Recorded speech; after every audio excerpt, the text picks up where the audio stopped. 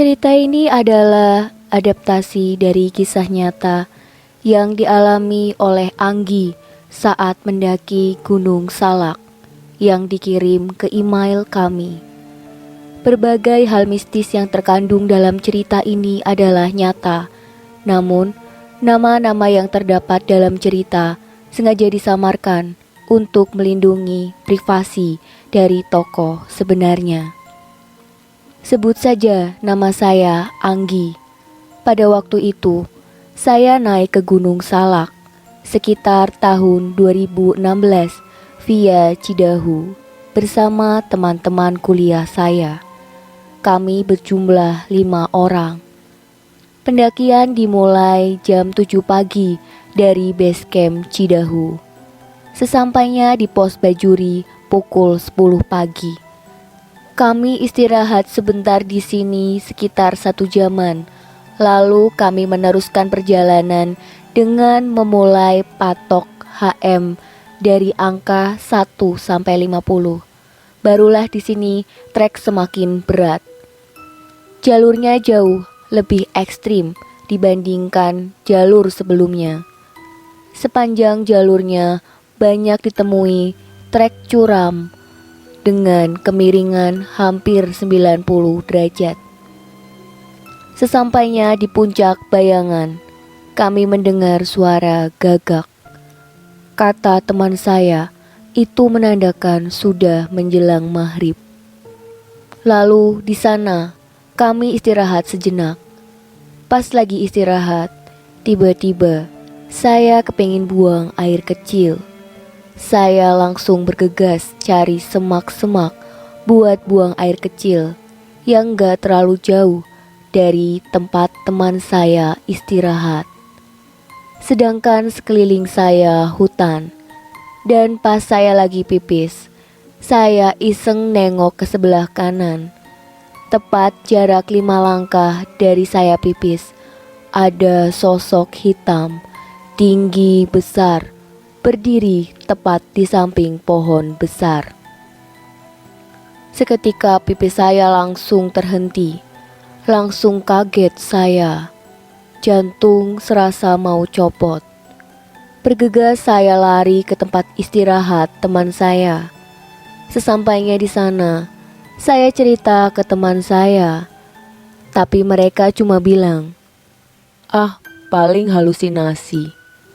Padahal sangat jelas sosok itu ngeliatin saya pas saya lagi buang air kecil tadi.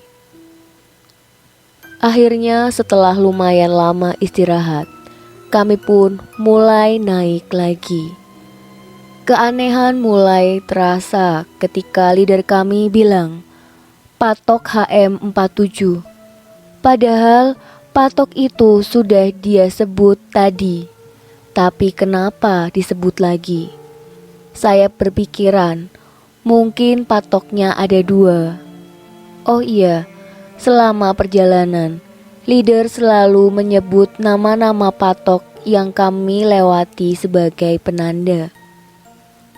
Sesampainya di sekitar puncak Manik 1, sekitar jam 7 malam, kami langsung mendirikan tenda sembari memasak mie untuk dimakan.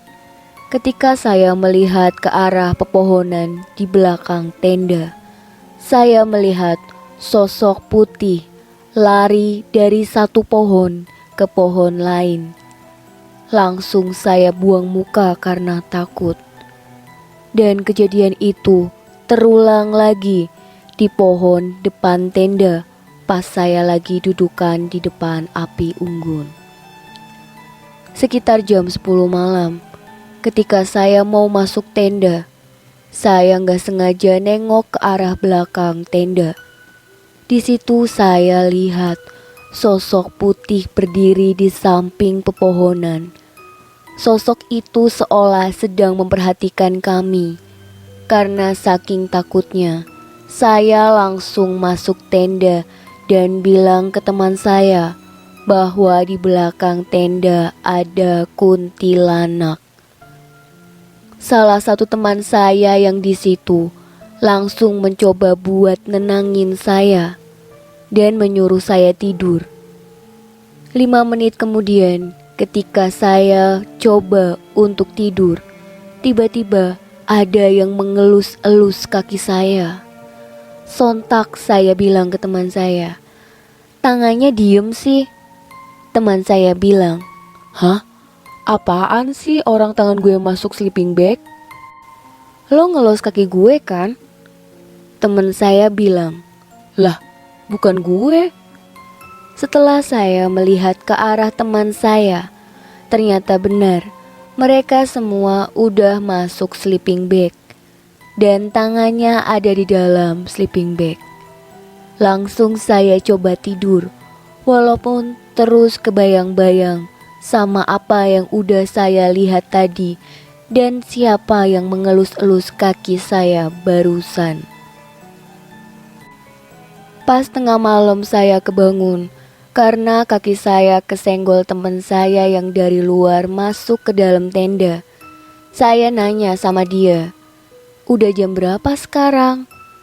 Tanpa noleh ke saya, dia jawab dengan nada sedikit keras, "Udah gak usah nanya-nanya jam berapa, tidur aja." Karena posisinya masih gelap, jadi saya coba buat tidur lagi walaupun susah. Ngerasa gelisah dan kebangun-bangun terus. Ketika saya terbangun lagi, saya mendengar ada suara langkah kaki memutari tenda kami. Sebenarnya saya mau memeriksa makhluk apa yang memutari tenda kami, tapi saya tidak punya keberanian untuk melihatnya karena terbayang sosok kuntilanak dan sosok hitam yang tadi saya lihat sebelumnya. Ketika saya mencoba buat tidur lagi, saya mendengar ada suara auman dari makam Mbah Salak. Langsung saya baca doa sebisa mungkin dan tidak memperdulikan suara itu. Singkat cerita, kami terbangun jam 5 pagi dan terkejut begitu terbangun. Pintu tenda sudah terbuka dengan sendirinya. Begitu juga dengan sleeping bag yang kami pakai, terbuka semua.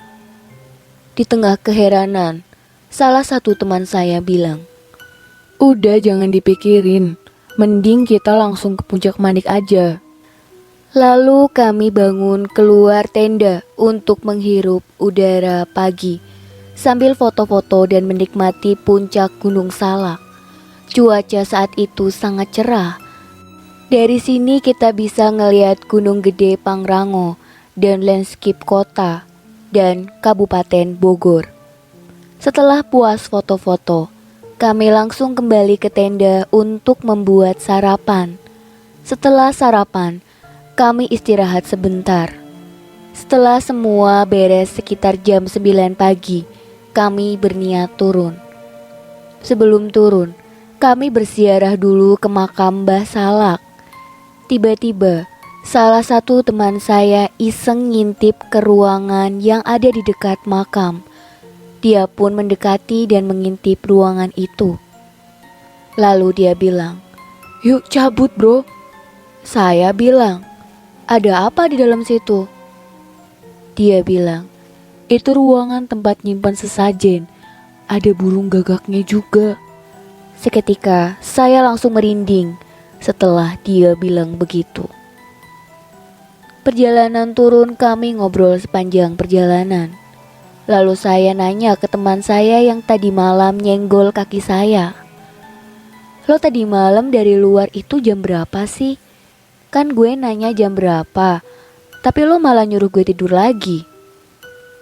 Lalu teman saya dengan muka kebingungan dia bilang, "Tadi malam gue gak keluar tenda sama sekali. Kita kan di tenda tidur bareng-bareng.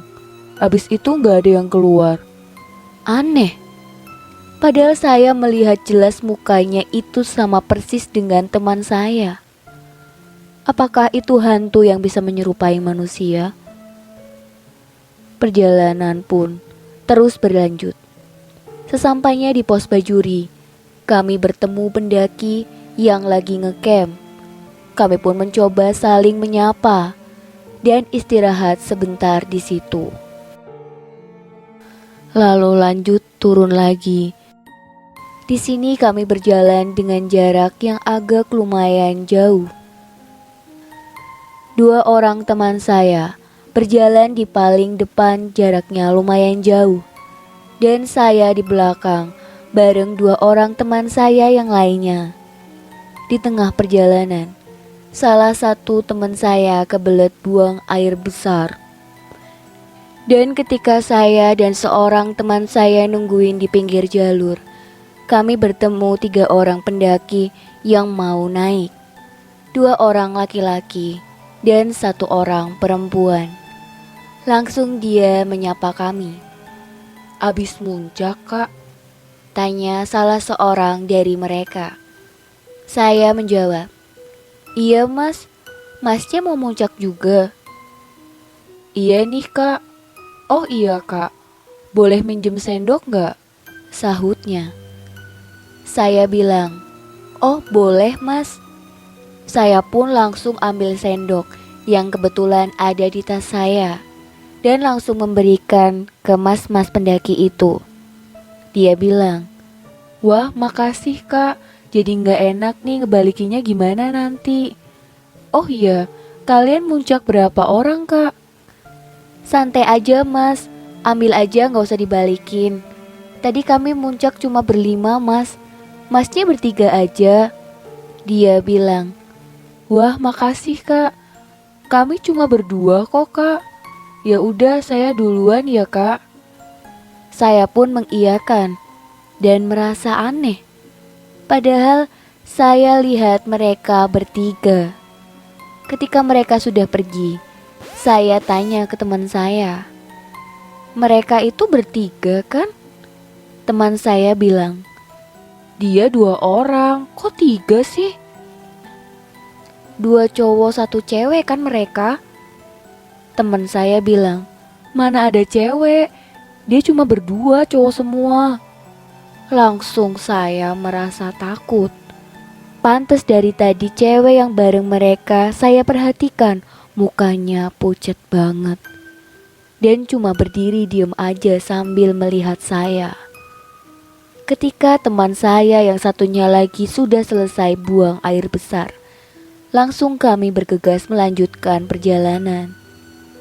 Alhamdulillah, gak sampai 1 jam, akhirnya kami sampai di base camp. Di sana sudah ada 2 orang teman saya yang tadi jalan duluan.